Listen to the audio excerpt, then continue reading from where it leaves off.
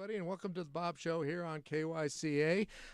As time has gone by, it seems like some of the old folks that I get on this on the Bob Show are starting to sound like kind of like curmudgeons and get off my lawn kind of guys. And so I figured what might be a good idea is to have those same guys, Phil King, Jim Lamerson, and Steve Blair here, because they're all past council persons, and I want to offer people who are running for council to get ready and be prepared during the debates to have some questions that might be asked of them, and so they have time to look up the answers and get the answers. And those of you out in the public, if you want to call in, please do, and we'll add those questions to the list too. So if you're thinking about running for council, we're going to try to be a little helpful to you here today, and so that's why we're kind of gathered, because I'm thinking, boy, if anybody knows, it's these guys around the table. Yeah. But before I do that, I just want to touch on one thing real quick. The host of this show, the Bob Show, has been asking around for quite a while now about, has the Arizona Department of Water Resources been bugging the city of Prescott about the Big Chino water supply and whether or not they're going to allow it to be counted in our portfolio.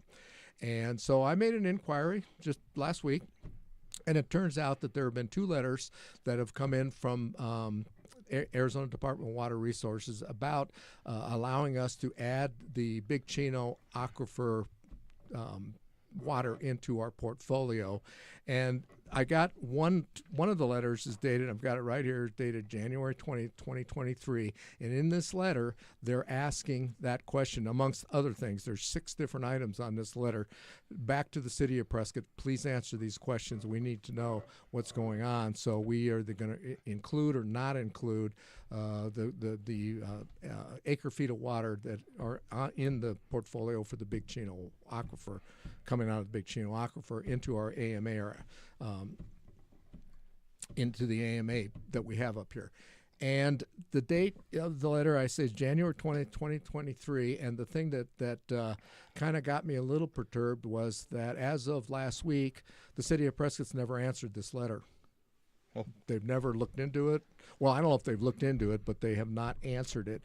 And it concerns me because I think we're putting this thing off, and we've been putting this thing off for a long time. I will say that I know of no scenario that allows our active management area, our AMA, to get into safe yield, which is gallon in, gallon out concept, without importing water into the AMA. The law allows it. We've gone through all those things, got our allocations, and yet we're not doing it. And now all of a sudden they're saying to us, the state's saying to us, what's going on up there, Prescott? Are you gonna or aren't you gonna? And I don't know what happens next. And so we need to make decisions. And I suppose one of the questions that we would be asking the people that are going to be running for city council this time around is, what are you going to do about this issue? There's been a purchase of the water ranch in the year 2004. There was an agreement between the two communities, the city of Prescott and the town of Prescott Valley, shortly after the purchase, and I think that was recorded in 2004, to distribute the water to our two communities, and nothing has happened. And the original date for pumping water out of there was 2009. These letters refer to that a little bit, and they also talk about 2019. We know we've been pumping water, or we've been mining water, Jim, since what was the date, Phil? 1998. Yep. 1998. The Arizona Department of Water Resources came to the city of Prescott and said, your AMA is pumping water, or is mining water, right, out of your aquifer, which includes everybody in the aquifer, which includes 14 to 15,000 exempt wells, the town of Prescott Valley, the city of Prescott, and everybody else here. But important to note, though, that the Big Chino is outside of the active management area, which was one of the reasons for the purchase. Right. And that was on your guys' watch. Correct. That was done in 2004. That's exactly right, Phil. I think, Bob. Yes. You need to go back to the Central Arizona project. Yeah, CAP. when we swapped off our water allowance out of the canal for the Big Chino water rights, we gave up our water out of the Central Arizona Canal, so they gave it to Scottsdale. Sold it to Scottsdale. In exchange for that, we got the allocation out of the Big Chino. Yeah. Now, the Big Chino water right doesn't necessarily mean we have to go build a pipeline and dig it or anything else, but we do have access to the water in the Big Chino, and one of the reasons we did that was to prohibit or to not have somebody else come in and buy that land over the Big Chino and start sucking off the water at the top of the aquifer. And so I don't necessarily think that the intent was to buy the Big Chino Water Ranch to pump water as much as it was to buy the Big Chino Water Ranch to keep somebody else from pumping the water. Right, but we didn't buy all of Big Chino. No. We bought only about 1,700 acres. Right, and there's nothing that would preclude anybody else to go out to the Big Chino and develop the Chino Valley. But here's where the stall is, in my opinion. After being on council for 20 years, you have all new people that are on council that don't understand the negotiations that took place, one. Number two, you don't have staff that was there that were part of the negotiations. Right. And everybody's sitting there with their lip hanging on the table going, what do we do? But nobody ever picks up the phone. You, Bob, being the water guru you are with the state, my time with NAMWA, Jim's time on council for 16 years, Bill's time. I've never got a call from anybody from city Me either. to say to me, what is your recollection of what's happening out in the Big Chino? Nobody ever asked the question. No. Well, see, the whole point is that water is a big issue, and we're more worried about gas-powered leaf blowers. The point there being is we were mandated by law Yeah.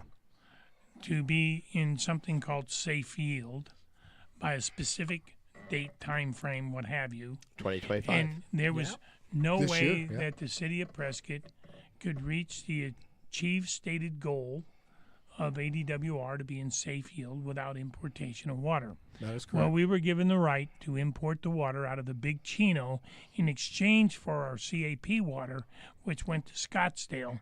And that doesn't necessarily mean we have to. Now they're trying to change the rules. Yeah. Now they're trying to change the rules. The rules never said that we had to pump it.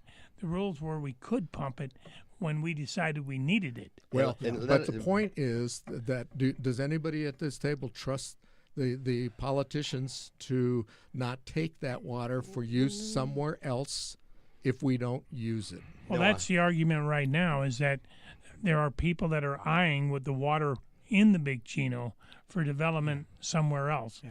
And at the point that, water's for fighting, and the fact is that's our water. Yeah. We have that water right. That belongs to the city of Prescott, and nobody's paid us the acre foot of water. Couple of privilege. But the bottom line is, and my watch and Jim Lamerson's watch, we spent numerous days down at the state testifying with everybody down there, and the judge ruled in the favor of the Indian tribe in the city of Prescott that we had the right to this water. So who gives anybody else out there the right to take that right away from us? And that's one of two things that's in play, because Salt River Project, historically, for decade after decade after decade, has tried to get the They were signatories to the agreement. Yeah, though. they were. No, they and weren't. they tried to get. They're trying to get. They continue to try to get the legislature. They were signatories to the agreement. Which That agreement? gave the one that gave Prescott the right to withdraw the water out of the Big Chino. Yes, they were. That's not correct. Salt River. They were not. Salt River wants the legislature to declare groundwater to be surface water. That's right. Because And they there's- control surface That's water. right. We did not have to go to Salt River Project to purchase the Big Chino, and we did not have to go to them to get the right to pump water out of the Big Chino aquifer. That's all as part of the AMA. Well, Bob, my recollection's a little different than yours. That's all I can say. Okay. My recollection is that SRP was a signature to the exchange that took place over the water from the CAP for Prescott going down, and us getting the right to withdraw the water out of the Big And Chino. it was a big part of the negotiation for the purchase of the lakes, too, because Chino Valley Irrigation District actually predated Salt River project. But we had somebody show up at City Council one time when we were discussing the purchase of the lakes, and they wanted to know what the Phoenix Electric Company had to do with the water up here in Yavapai County. Yeah.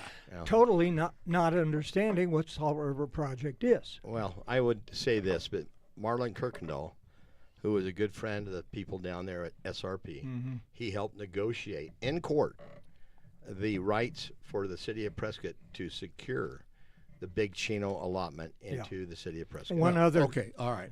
I'll go with that. But what I'm saying is that there's two sets of laws in the state of Arizona. One for surface and water groundwater. and groundwater. Right. And SRP does not have groundwater rights. They have surface water rights. Correct. And that's why they keep trying to get the definition changed. Right. So we were able to go out there, and we didn't directly need their permission to buy that water. Absolutely not. But the Okay, bottom that's line what is I'm trying to say. we secured it by saying, here's what was pumped out in that valley before. We're not going to affect the Verde River's downflow. Right. They retired the irrigation rights and sold us that right. Thank you. But SRP Acre foot told for us they acre were foot. going to sue us if we started pulling water out of the Big Well, Chain of they Aquifer. didn't do it either. The big One other they thing didn't, about but this. they still.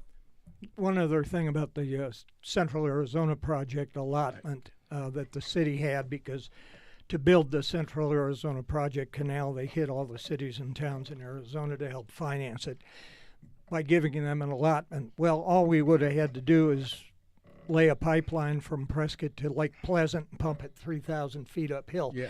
So Which is that silly. it was on Right. that basis we sold that allotment that's to right. Scottsdale. It also cost the city about $500,000 every year to retain that drawing right out of Lake Pleasant.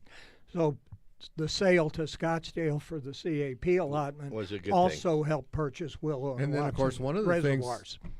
things we bought the Dugan well. If we And all the remember. Weber and the Weber well. Yes, And the Weber got 'em well, both. All right, Open 'em we got to take a break. When we get back, 541-1016, by the way, is the phone number here. Area code 928-541-1016. Give us a call if you got some ideas. We're going to get into some suggestions about what the people running for council may be asked at future debates, and we want them to be prepared to do so. So stick with us. We'll be right back.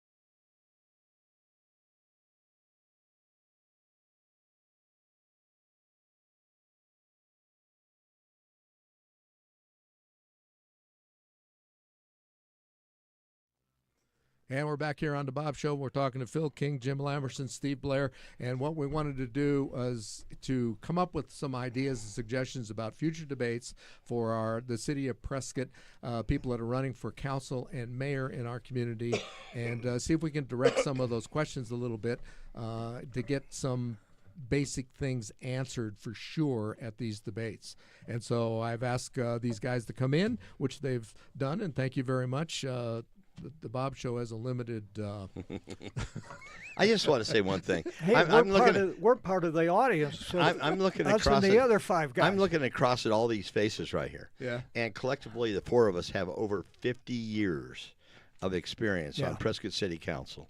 So I think that's important for the public to understand that we've been part of the dirt. And I think something really important is, and you go around, and we've all talked to other former members because we all know each other. You'd be really hard-pressed to find a former council member who doesn't see the problem that the council over the last 6 years has created. I would agree with that. Diverting funding. Well, it's making us all nervous, I think. Yeah.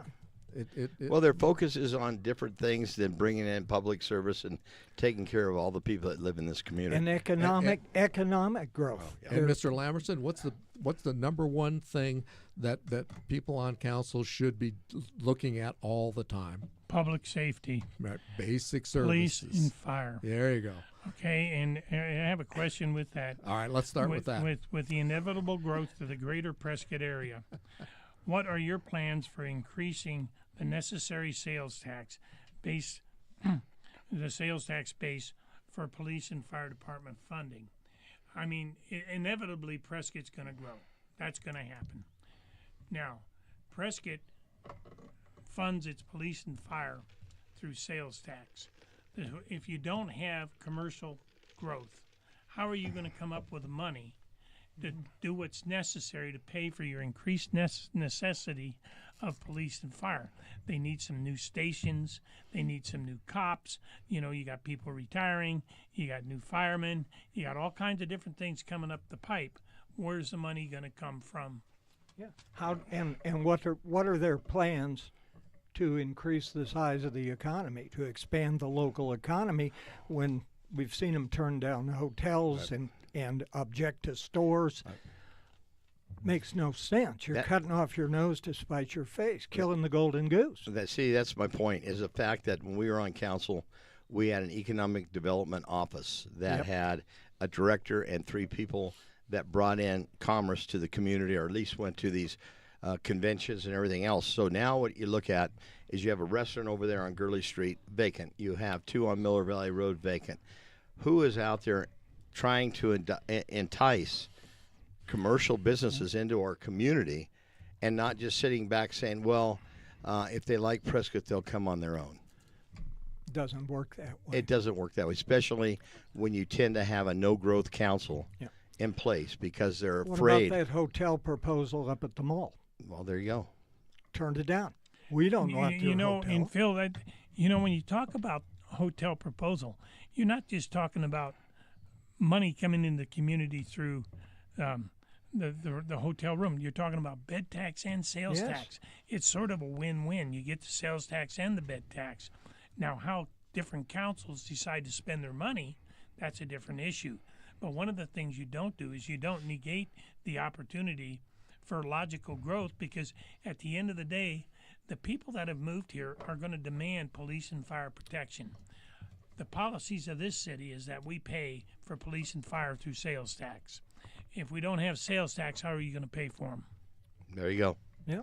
And back in the day when we were really ridiculed over bringing in the mall, bringing in Costco, bringing in Trader Joe's, and those are the golden goose that kept laying the egg for all of this job creation. Well, and all of the services that these same very people that are opposed to it require and demand in the first place. Touch Market the Ranch is a prime example of that as well. I mean, easements are a good example. You remember, Whippazuma, what all of us call Whippazuma, didn't exist. No. You had to go through down 6th Street. Well, finally somebody says, you know what, we need to fix this Prescott Lakes Parkway when you were is another perfect example of that. Okay, Then we do Fane Road would be a prime example too. So I guess the point, because you live at Yavapai Hills, Bob, the perfect point for me is for people on the council that we sit today to negate the Sundog Ranch Road when Simpo has stated that as being the highest visibility road, right. and for the traffic accidents that we've had and a secondary access out of those neighborhoods. Yeah. Who in the hell is saying that we don't need these things because you have a group of people in the backside of Yavapai Hills that don't want it? And we listened to the people on Prescott Lakes Parkway when I stood on that hill with Brad Huza back in 2000, and we didn't go to the public, check the wind to see which way the wind was blowing, and we built that road. Look what we'd have today without the commerce of the car dealerships and Olive Garden and Walmart. Look what we'd have today if we would have had a bunch of Millie Mouse, small people saying we don't need this. And not only were they able to defeat the Sundog Ranch connector, they got it out of the general plan. Which it's is crazy. Gone. And I went to one meeting at Yavapai Hills, and I lost my temper. And I should I apologize heard for that. everybody. I heard that. Did you? Everybody out there that I shouldn't have been yelling at those people because they did what they did and all. But now they're hustling around trying to get, guess what? An emergency easement, an emergency exit out of the north side of Yavapai Hills. Oh, you got to be kidding me! Isn't that amazing? Well, that brings up a couple of different points, Bob.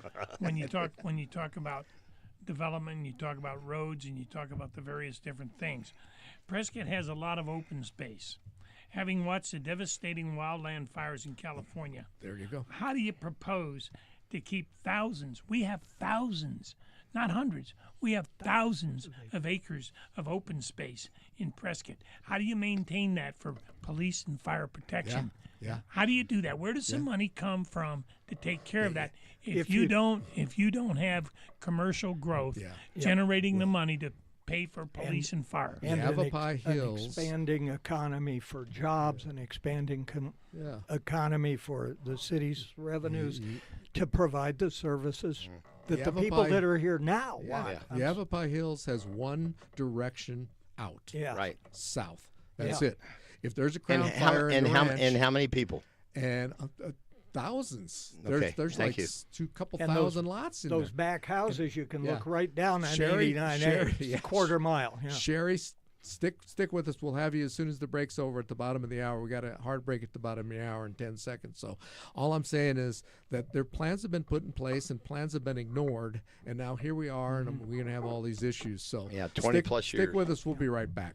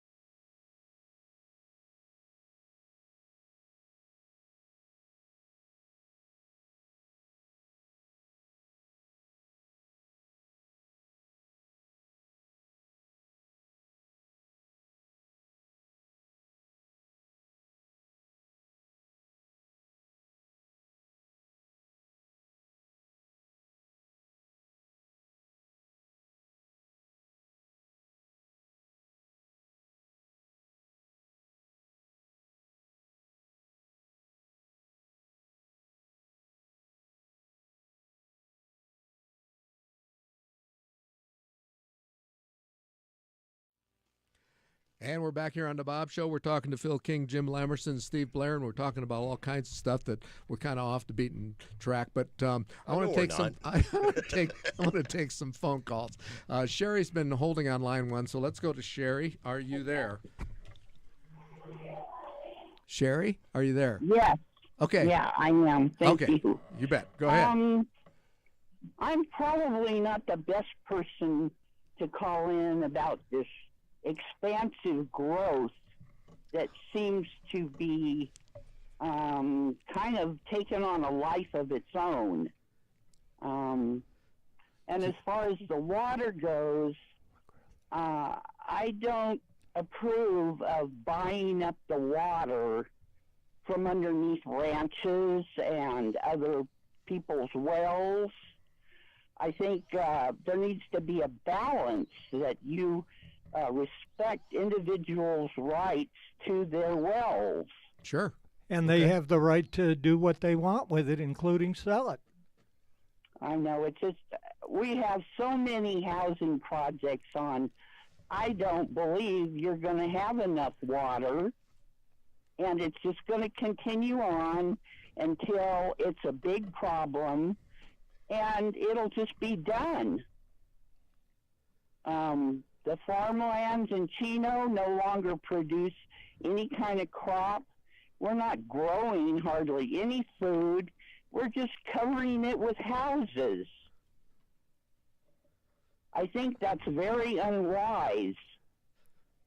Okay. What do you think? Well, we know we have a build-out number for the city of Prescott, so we know that much. Steve?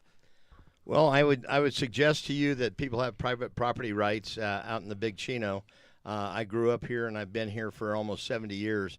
And the bottom line is the water has always been pumped out in the Big Chino and at every ranch out there from, Chino Valley all the way to Sligman. And, if they decide to do that, that's their choice. On the other hand, if they decide to develop it because they're tired of ranching, they're going to use less water than they use for agriculture. God bless them. Well, I'm a native. I was born in Prescott, and I grew up on a ranch. And I'm just noticing how, there's no fields, there's no food being grown, there's no orchards. And I think this all urban thing is a big mistake. Well, that Sherry, that's one of the things the state of Arizona does. It designates certain types of water to be used, and agriculture uses more water than houses. Hey, Sherry, I just want to comment. If you'll remember when they shut down the Young's farm because of their use of water. Sure. That was terrible. In an old time ranching family, trying to grow crops for the people that lived in the region, and yet we were squandering the water for fruits and vegetables, and they wanted to shut that down.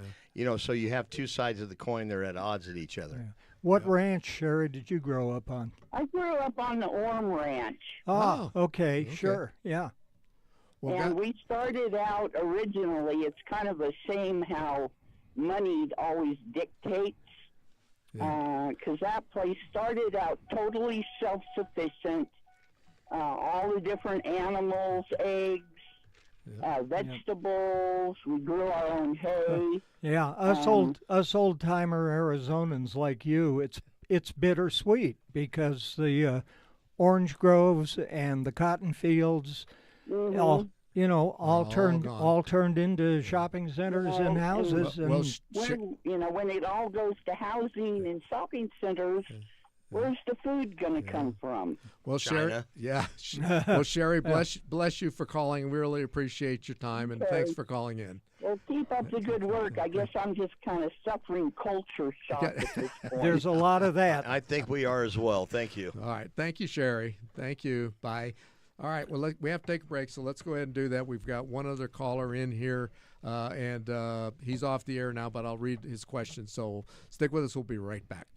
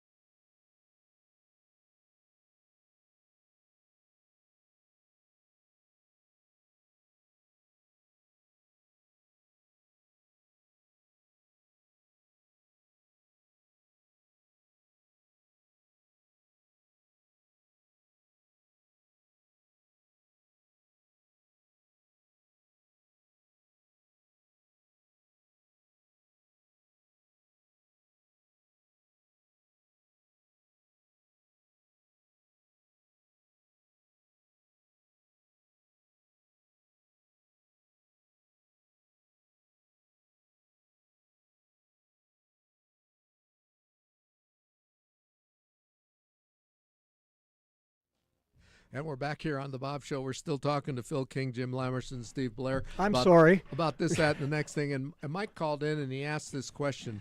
He would like to hear everyone's opinion on the Quick Trip Travel Center that the council declined and the tribe took in. Anybody have a comment about that? I was sitting at one time, if we're talking about the same product, I was sitting at that time on the Board of Adjustments, of which I never got reappointed to, because, we kind of approved the Quick Trip thing, and evidently that got under somebody's saddle. But one of the things that I always found, Bob, was just like us sitting here right now, civility, serving on the city council, sends a comforting message to our local residents. Having watched the recent city council meetings, the discourse that I've watched on those council meetings, I've seen a whole lot less in civility. And I really want to know if the council members or the council people that are running for council want to behave that way, or do they want to have some sort of civility when they go to work with other people trying to come. We're sitting here right now, the four of us, past city councilmen, and there's a lot of issues we don't agree on. Oh, well, always, but we've been very respectful of each other's opinion. Of course. Yeah. I got to bring up one. Okay. And Well, answer Mike's question, though. Yeah. Quick Trip. Yeah.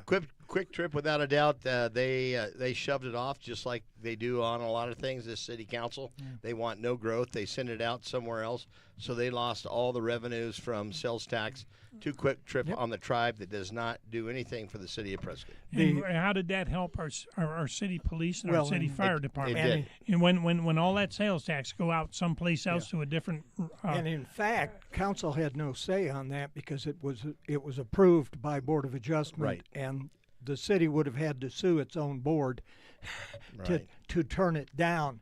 But because they all made such a fuss about it, guess what happened?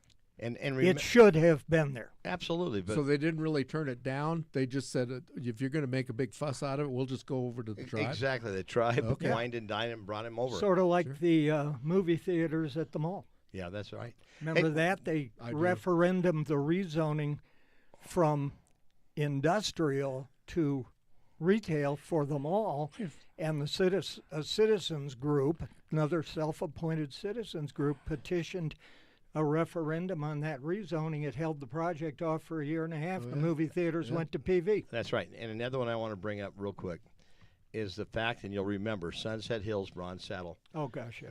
Walmart wanted to come in on that end of town Yep. to build a brand new Walmart. Our council at the time negated that. Yep. They went out to Frontier Village, sucked all that sales tax revenue out of the city, Yep.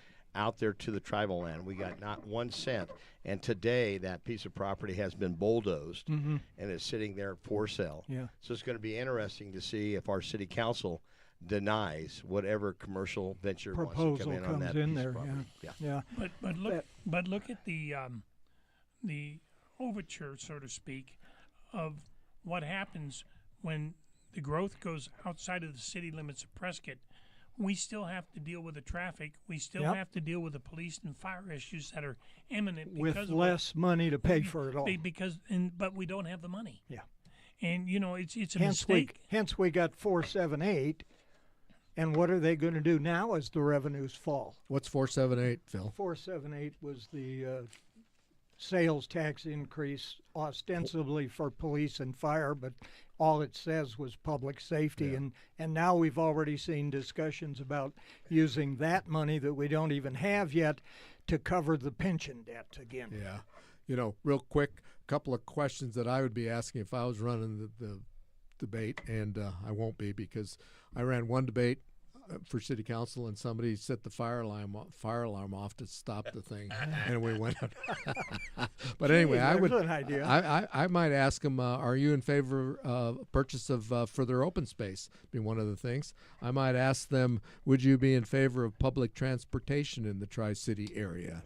Like to find out what they think about that. Who pays for it, Bob? Yeah. They paid for what? Public transportation. Yeah, Who well, pays for it? Where's the money come from? That's exactly why I want somebody to ask them, because I want to find out if they, have thought about these things. I'd like to ask them if they could come up with what they think the biggest issues in the next 20 years in our community might be. I want to see if they can look forward a little bit to find out if How would you strengthen what would you do to strengthen the local economy? That's a very good question. The hole that we're facing. So Shop Lamerson's jewelry.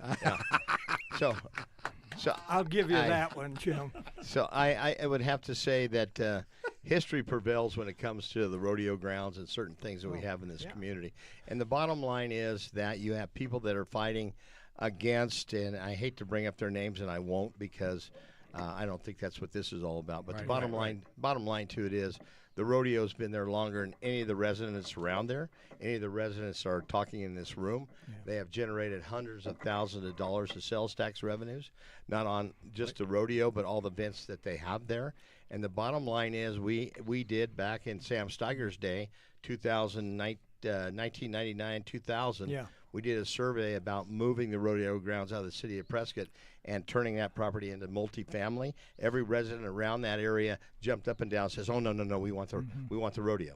And go ahead. That leads right into the question that Jim had asked about it earlier. The rodeo grounds, the fairgrounds are open space. Right. And if this proposition were to pass, that locks that up, you couldn't make any improvements. No new bathrooms, nothing. With a civil conversation, when you talk about open space, say it's designated open space with a very specific purpose. It's not open space that just sits fallow with no purpose. It's open space. It's meant for the public. I've never heard any of the hard advocates of more open space ever define what they mean by that. They think fallow. They think it's going to just sit there fallow. Okay, and 250,000 acres of national forest is enough. Here's a problem that I have, and I know you got to go to a break. I've seen it in other communities where you have golf courses that are deemed open space because truly they're recreational open space. We have 36 holes at Antelope Hills. Mm-hmm. All of a sudden, you have a group of people that come in and say it's not paying its way. I've heard that many times. Even though it's a recreational activity, it does bring in millions of dollars of sales tax revenues. We could shut that golf course down and put in affordable housing on all the tee boxes. We actually had it. Steve, that's one of the questions on this letter that they've never answered. Yeah. Please help us figure out what you're doing with the water. Yeah. So when do you say what is open space is not open space? Is it open space purchased by sales tax dollars? Is it open space that's been donated by the Army Corps of Engineers? Is it open space that has been prostituted by us leveraging all these developments to give 25%? Which is going to come back to bite the city because the Supreme Court in 2 different cases has determined that those kind of required extractions are not constitutional. Really? They are a taking, and the cities that did it are being required to pay fair value. Yes, and that's Supreme Court rulings. I got 2 of them. The bottom line is they take 25% of Prescott Lake's value of the property and turn it into open space for parks. And then all of a sudden, the city wants to change that designation. We are in big time trouble. And we were talking before the show and off air that all these people who live in those places like Eagle Ridge, Prescott Lakes, Pinyon Oaks, they wouldn't have houses to live in if the policies they're promoting had been in place 30 years ago. Absolutely. Amen. None of that would be here. Amen, Bob Broker. Oof. All right, time to take a break. Stick with us. We'll be right back. We got a lot more to talk about. Stick with us.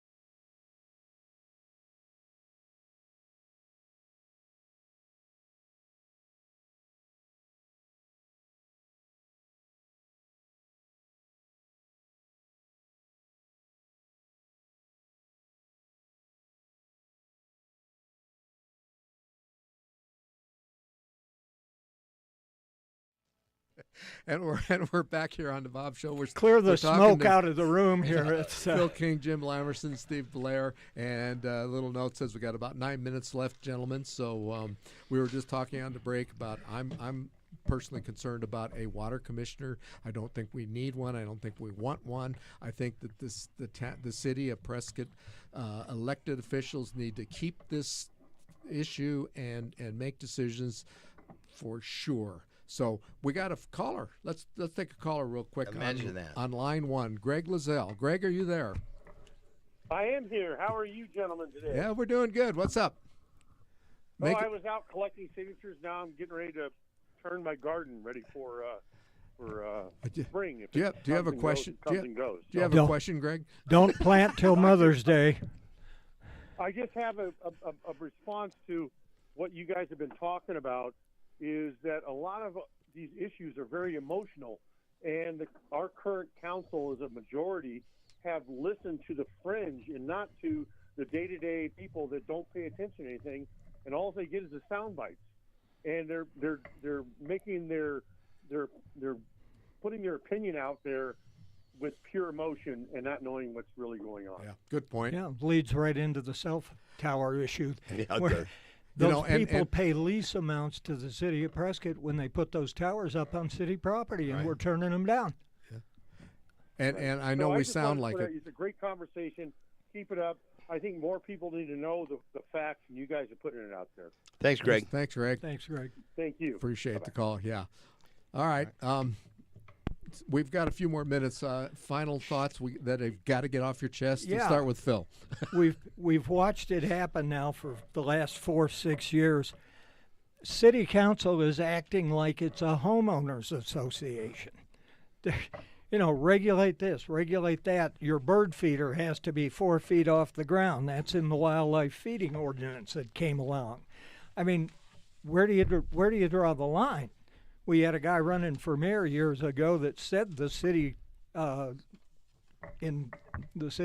restrictions should be tougher than the HOAs, and fortunately he lost. But now we're back in this position where they seem to think that's their job. I'm amazed, and I will just say this. They don't focus on the big issues. They focus on issues like behind Bashford Court. If you back your vehicle in, Yeah. we're going to give you a ticket for $98, which I got last week. But by God, at City Hall, the mayor backs his car in, the city manager backs their car in. What is the difference between backing your car in behind Bashford Court opposed to City Hall? Yeah. And the bottom line is, if you're trying to read the plates, then have the person that's reading the plates get out and walk around And read the and read the plates. But you can't have it both ways. What message are you sending the city that we could do it at City Hall? We can back the cars in at City Hall and not worry about getting a $98 ticket like I did. But I can go to Bashford Court at 6 o'clock at night to a meeting and back my truck in and then get a ticket when I come out. Yeah. Nonsense. Wow. Jim? Well, I feel bad that Blair got a ticket. Well, he's helping to keep you the know, I economy mean, going. Yeah, stimulating the economy. It's stimulating the economy. But one of the things that concerns me is that you have people that are wanting to serve on the council that haven't been involved in the community at certain levels, whether it be the Chamber of Commerce or different commissions, different boards, etc. And that concerns me because they don't have a whole lot of knowledge of what is going on in the community as a whole.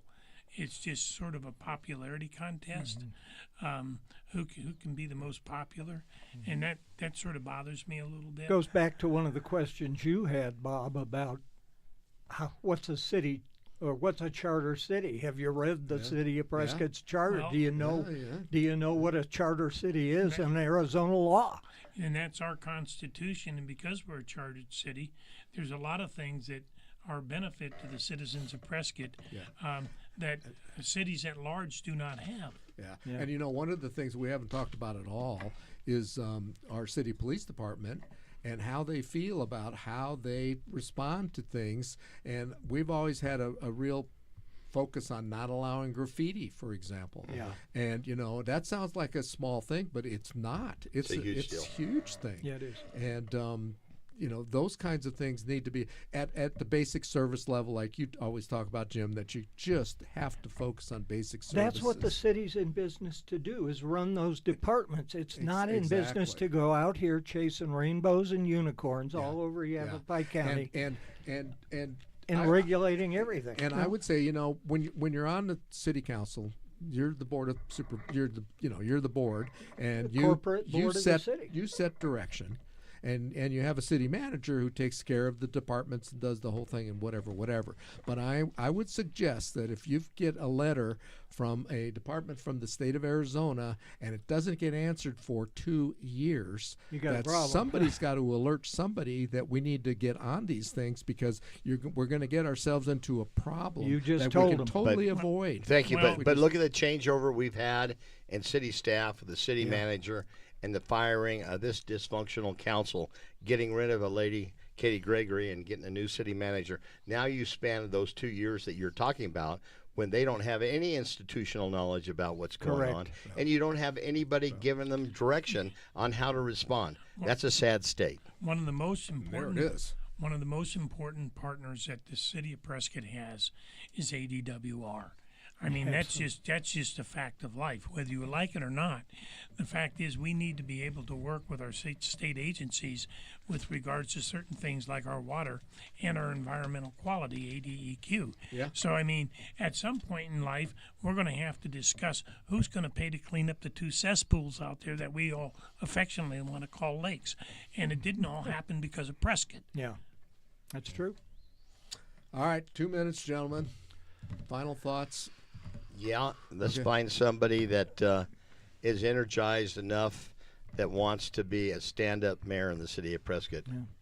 That's what I'd have to say. I want to know what they plan to do when we're faced with decreasing revenues because of the lack of economic activity here. We just passed a 1-cent sales tax in parts for public safety. What are you going to do when the next one hits? Remember what happened last time? Yeah. We went to low-hanging fruit. We got rid of the Parks and Recreation Department. We got rid of all the different. We got rid of 100+ employees. Are we does the city of Prescott need a Doge committee? Yeah. Well, maybe we do. It's starting to worry me a little bit. Okay, feel good, Doge.